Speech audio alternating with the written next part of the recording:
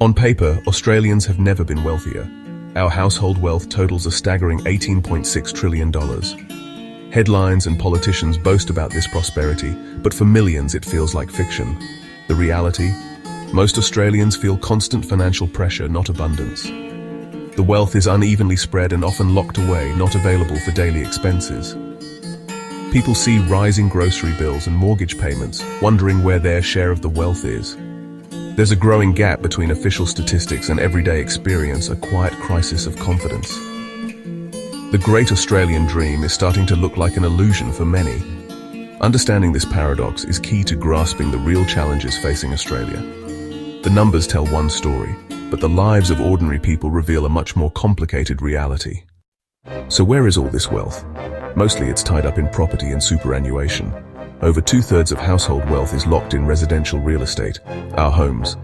Another big chunk sits in superannuation, untouchable until retirement. This means most Australians are asset-rich, but cash-poor.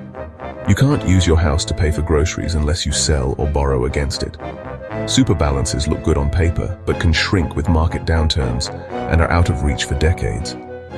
This structure leaves families vulnerable to property market swings and stock market shocks.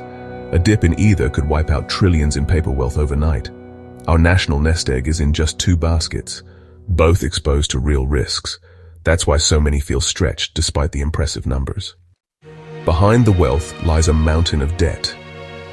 Australian households owe a record $3.1 trillion. For every dollar earned, we owe $1.82, one of the highest debt ratios in the world. Most of this is mortgage debt, taken on to chase rising property prices. With interest rates up, millions now face mortgage stress, with repayments eating up their income. The dream of homeownership has become a nightmare of debt for many. If enough people can't pay their loans, it could trigger a wave of defaults and threaten the whole economy. Tapping into home equity to fund lifestyles has added to the problem, but that option is fading as prices stagnate. We've built our wealth on debt, and those foundations are starting to crack. Even those without big debts are feeling the squeeze as wages lag behind the cost of living. For years, pay rises haven't kept up with inflation, so real incomes are shrinking. Families are cutting back on essentials, skipping holidays, and delaying big purchases. Underemployment is rising, with many unable to get enough work to make ends meet. People are saving more, not out of confidence, but out of fear for the future. This fear slows spending, hurts businesses, and drags down economic growth. Young Australians face student debt, insecure jobs, and a housing market out of reach. The median house price is over $830,000, impossible for most without help. The path to financial security that existed for previous generations is closing. A generational divide is growing, with many locked out of the Australian dream.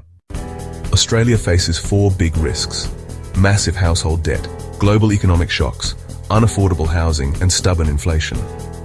Anyone could trigger a downturn, but together, they make the economy fragile. Relying on interest rate cuts won't fix the deeper problems. It's just a temporary fix.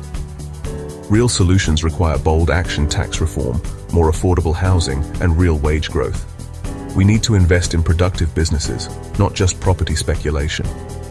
Overhauling housing policy and boosting supply is essential for buyers and renters alike. Most importantly, pay packets must grow faster than living costs.